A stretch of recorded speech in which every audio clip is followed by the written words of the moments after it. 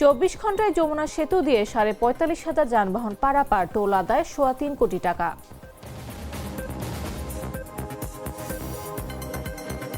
Saudi আরবের সঙ্গে মিল রেখে সাতক্ষীরার একাধিক গ্রামে ঈদুল ফিতর উদযাপন।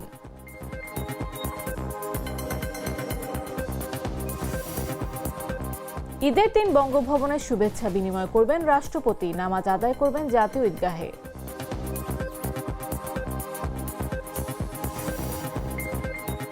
আরব মিত্রদের কাছে $2,300 কোটি অস্ত্র বিক্রি করছে যুক্তরাষ্ট্র।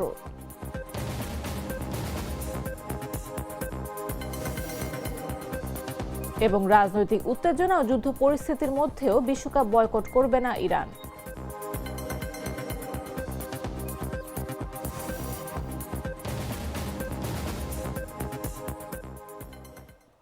বেলা 11টা নিউজে সবাইকে আমন্ত্রণ।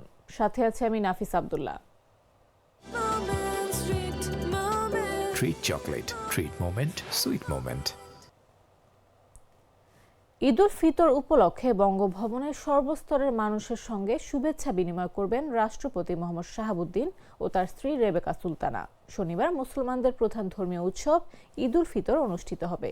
বঙ্গভবনের একজন জ্যেষ্ঠ কর্মকর্তা বলেন, রাষ্ট্রপতি সকাল 8:30 রাজধানীর হাইকোর্ট প্রাঙ্গণে জাতীয় ঈদগাহে ঈদুল ফিতরের নামাজ আদায় করবেন। তিনি বেলা 11টা থেকে 11:30 পর্যন্ত বঙ্গভবনের সর্বস্তরের মানুষের সঙ্গে ঈদের শুভেচ্ছা বিনিময় করবেন।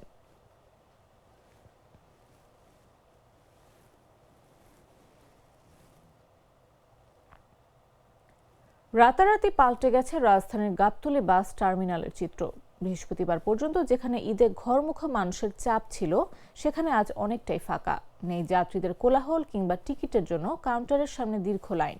টার্মিনালে দূরপাল্লার বাসগুলো বেকার দাঁড়িয়ে আছে সারিবদ্ধভাবে, কিন্তু যাত্রীর দেখা নেই বললেই চলে। শুক্রবার সকালে সরেজমিনে গাবতলী বাস টার্মিনাল ঘুরে এমন চিত্রই দেখা যায়। বিগত বছরগুলোতে ঈদের আগের দিন বিভিন্ন রুটের দূরপাল্লার বাসে যাত্রীদের বাড়তি চাপ দেখা গেলেও এবার চিত্র কিছুটা ভিন্ন। রাত পোহালেই ঈদ, এরই মধ্যে ঢাকা ছেড়েছে অসংখ্য মানুষ। রাজধানীও এখন অনেকটাই ফাঁকা। সকালে গাবতলী বাস টার্মিনালে গিয়ে দেখা যায় পুরো টার্মিনাল প্রায় ফাঁকা। কাউন্টারগুলোতে যাত্রীর অপেক্ষায় সময় কাটাচ্ছেন কাউন্টার মাস্টাররা। কাউন্টারের সামনেই হাঁকডাক ছেড়ে যাত্রী খুঁজছেন পরিবহন শ্রমিকেরা। মাঝে মধ্যে হাতে গোনা কিছু যাত্রী আসছেন কাউন্টারে। কোনো কোনো কাউন্টারে আবার গাড়ি ছাড়ার অপেক্ষা করছেন যাত্রীরা।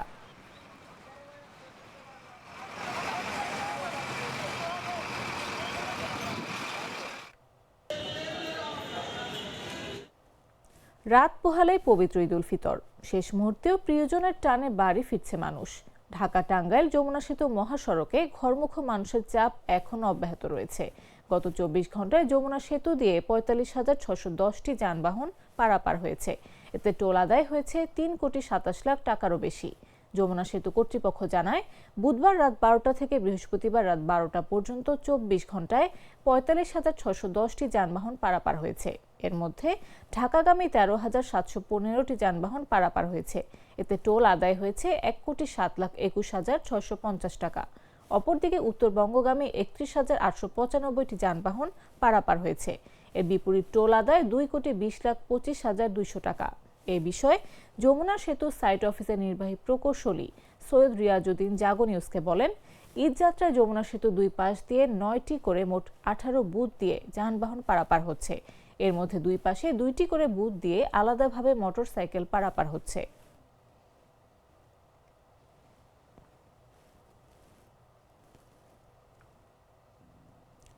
সৌদি আরবের সঙ্গে মিল রেখে সাতক্ষীরার কয়েকটি গ্রামে পবিত্র ঈদুল ফিতর উদযাপিত হয়েছে। আসলে আহলে হাদিসের একটি অংশ অনুসারীরা প্রতি বছরের মতো এবারও একদিন আগে এই উৎসব পালন করছেন। শুক্রবার সকাল 8:30টায় সাতক্ষীরা সদরের ভাদ্রা রাউখোলা গ্রামের একটি মসজিদে ঈদের জামাত অনুষ্ঠিত হয়। এতে ইমামতি করেন মাওলানা মোহাম্মদ আলী। একইভাবে জেলার শ্যামনগর উপজেলার কাশিমারি এবং তালা উপজেলার ইসলামকাটি ইউনিয়নেও পৃথক দুটি ঈদের জামাত অনুষ্ঠিত হয়েছে।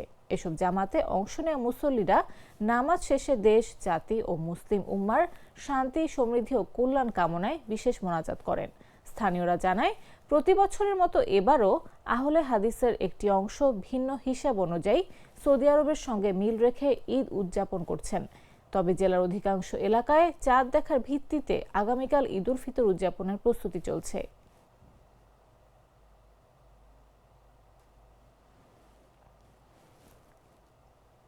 গ্লিটারের টুইন লেমন ও অ্যান্টিব্যাকটেরিয়াল ফর্মুলা বাসনকে চকচকে জীবাণুমুক্ত করে আমাদের দেয় গ্লিটার গ্যারান্টি। ভারতীয় কারাগারে বন্দী অবস্থায় মৃত্যুর দীর্ঘ ৩৬ দিন পর খায়রুজ্জামান নামে এক বাংলাদেশি নাগরিকের মরদেহ পরিবারের কাছে হস্তান্তর করা হয়েছে। বৃহস্পতিবার দুপুর ২:৩০টায় লালমনিরহাটের বুড়িমারী স্থলবন্দর ও ভারতের চ্যাংরাবান্ধা ইমিগ্রেশনের মাধ্যমে দুই দেশের সীমান্তরক্ষী বাহিনী ও প্রশাসনের উপস্থিতিতে মরদেহটি হস্তান্তর করা হয়। নিহত খায়রুজ্জামান কুড়িগ্রামের উলিপুর উপজেলার পশ্চিম কালুডাঙ্গা গ্রামের বাসিন্দা ছিলেন। তিনি গত ৩.৫ বছর ধরে ভারতের কারাগারে বন্দী ছিলেন। নিহতের পরিবার ও সংশ্লিষ্ট সূত্রে জানা যায়, প্রায় ৩.৫ বছর আগে জীবিকার সন্ধানে অবৈধ পথে সীমান্ত পাড়ি দিয়ে ভারতে প্রবেশ করেন খায়রুজ্জামান। অনুপ্রবেশের অভিযোগে ভারতীয় পুলিশের হাতে গ্রেফতার হওয়ার পর থেকে তিনি কারাগারে বন্দী ছিলেন। গেল ১০ ফেব্রুয়ারি কারাগারে অসুস্থ হয়ে পড়লে তাকে জলপাইগুড়ি সরকারি মেডিকেল কলেজ হাসপাতালে ভর্তি করা হয়। ওই দিন রাতে চিকিৎসাধীন অবস্থায় তার মৃত্যু হয়।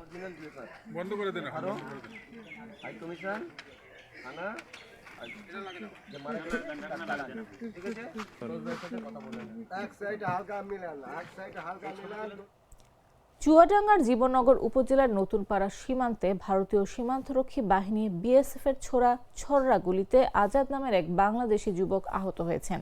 বৃহস্পতিবার সন্ধ্যার আগ মুহূর্তে উপজেলার সীমান্ত ইউনিয়নের নতুনপাড়া সীমান্তে এ ঘটনা ঘটে।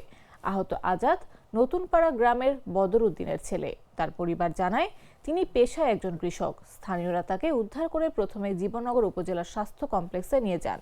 সেখানে প্রাথমিক চিকিৎসা শেষে উন্নত চিকিৎসার জন্য তাকে চুয়াডাঙ্গা সদর হাসপাতালে পাঠানো হয়। পরে রাতেই তিনি সদর হাসপাতালে ভর্তি হন। চিকিৎসকরা জানিয়েছেন, তার শরীরের বিভিন্ন স্থানে ছররা গুলির চিহ্ন রয়েছে। আহত আজাদ বলেন, তিনি নিজস্ব আমবাগান দেখতে সীমান্ত এলাকায় গিয়েছিলেন। এই সময় কয়েকজন লোককে দৌড়ে পালাতে দেখেন। বাগান দেখে ফেরার পথে হঠাৎ বিএসএফ সদস্যরা গুলি চালায়। এতে তিনি আহত হন। তার ধারণা, অন্যদের ধাওয়া করতে গিয়ে তাকে লক্ষ্য করে গুলি করা হয়েছে। এদিকে মহেশপুর ব্যাটালিয়ন বিজিবি জানায়, কয়েকজন ব্যক্তি সীমান্তের কাঁটাতারের বেড়া কেটে মাদক আনার চেষ্টা করছিল। এই সময় বিএসএফ সদস্যরা ছররা গুলি ছোড়ে, এতে একজন আহত হন।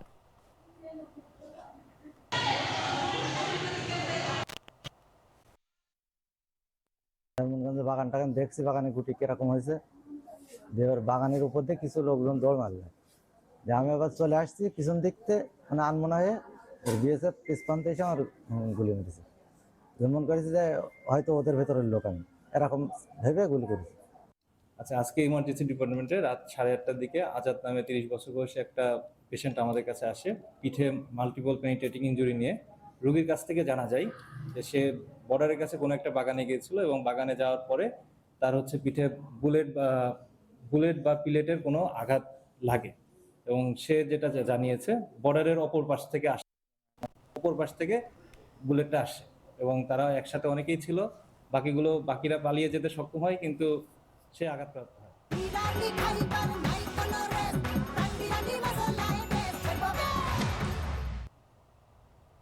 জানাবো আন্তর্জাতিক সংবাদ।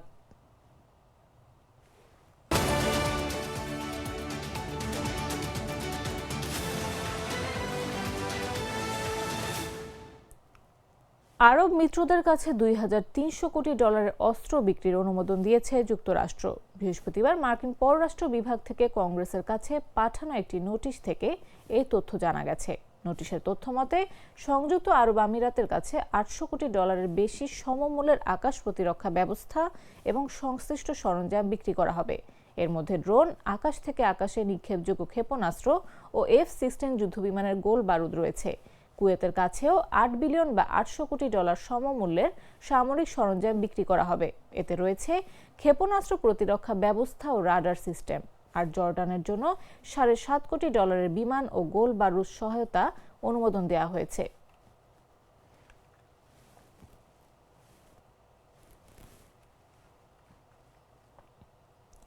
ইরান ঘিরে যুক্তরাষ্ট্র ইসরায়েলের যুদ্ধের কারণে এরই মধ্যে বিশ্বজুড়ে সার সরবরাহে ব্যাপক ব্যাঘাত ঘটেছে।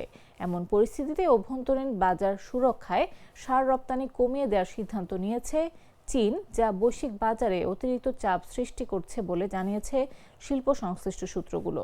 ব্রিটিশ বার্তা সংস্থা রয়টার্সকে এসব তথ্য জানানো সূত্রগুলোর মতে মার্চের মাঝামাঝি সময়ে বেইজিং নাইট্রোজেন পটাশিয়াম সার মিশ্রণ ও কিছু ফসফেট জাতীয় সার রপ্তানি নিষিদ্ধ করেছে। সংবাদ সংস্থাটির তথ্য মতে ইউরিয়ার উপর আগে নিষেধাজ্ঞা ও রপ্তানি কোটার পাশাপাশি বর্তমানে চীন থেকে কেবলমাত্র হাতে গোনা কয়েক ধরনের সার, বিশেষ করে অ্যামোনিয়াম সালফেট রপ্তানি করা যাচ্ছে।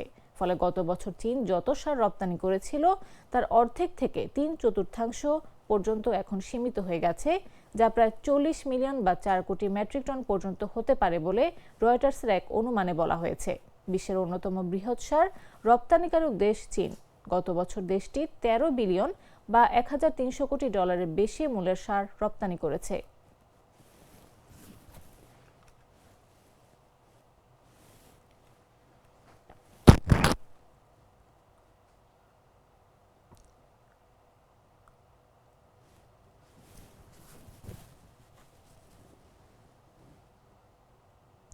কাতারের রাস লাফান জ্বালানি কমপ্লেক্সে হামলায় নিজেদের শক্তির মাত্র 1% ব্যবহার করা হয়েছে বলে জানিয়েছেন ইরানের পররাষ্ট্রমন্ত্রী আব্বাস আরাকচি। সামাজিক যোগাযোগ মাধ্যম এক্সে দেয়া এক বার্তায় তিনি বলেন, আমাদের সংযমের একমাত্র কারণ ছিল উত্তেজনা কমানোর আহ্বানের প্রতি সম্মান। একই সঙ্গে যুক্তরাষ্ট্র, ইসরায়েল উপসাগরীয় দেশগুলোর উদ্দেশ্যে ইঙ্গিতপূর্ণ হুঁশিয়ারি দিয়ে তিনি বলেন, ইরানের অবকাঠামোতে আবার হামলা হলে আর কোনো ধরনের সংযম দেখানো হবে না। তিনি আরও বলেন, ইরানের বেসামরিক স্থাপনাগুলোর ক্ষয়ক্ষতির বিষয়টি অবশ্যই বিবেচনায় নিতে হবে। এদিকে বুধবার বিশ্বের অন্যতম বৃহত্তম গ্যাস ক্ষেত্র রাস লাফানে ইরানের হামলায় কাতারের তরলীকৃত প্রাকৃতিক গ্যাস রপ্তানির সক্ষমতার 17% ক্ষতিগ্রস্ত হয়েছে।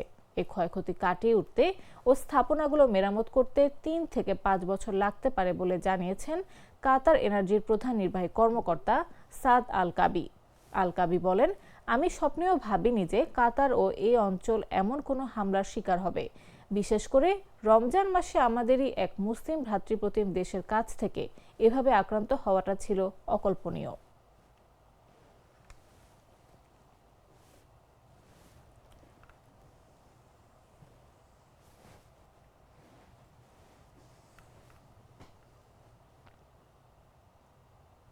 এবারে খেলার খবর।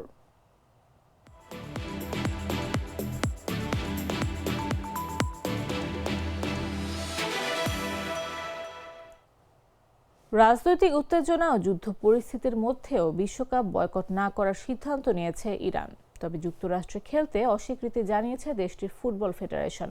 ইরান ফুটবল ফেডারেশনের সভাপতি মেহেদি তাজ বুধবার স্পষ্ট করে বলেছেন, আমরা বিশ্বকাপের প্রস্তুতি চালিয়ে যাব। আমরা যুক্তরাষ্ট্রকে বয়কট করব, কিন্তু বিশ্বকাপকে নয়।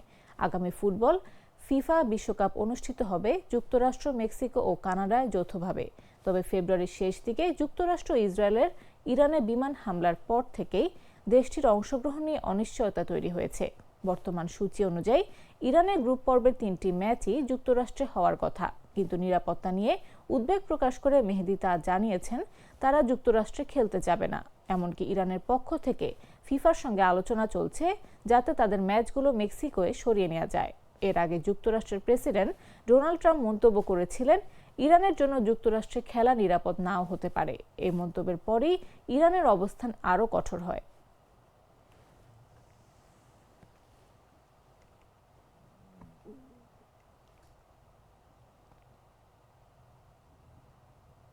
সংবাদ শেষ করার আগে শিরোনামগুলো জানিয়ে দিচ্ছি আরও একবার।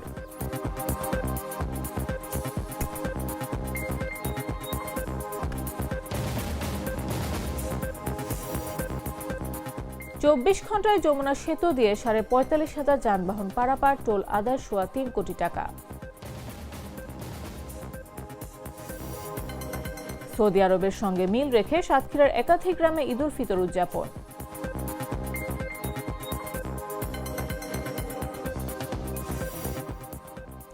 ঈদের দিন বঙ্গভবনে শুভেচ্ছা বিনিময় করবেন রাষ্ট্রপতি, নামাজ আদায় করবেন জাতীয় ঈদগাহে।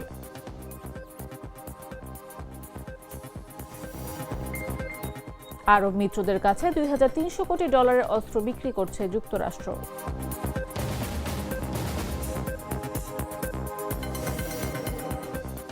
এবং রাজনৈতিক উত্তেজনা ও যুদ্ধ পরিস্থিতির মধ্যেও বিশ্বকাপ বয়কট করবে না ইরান।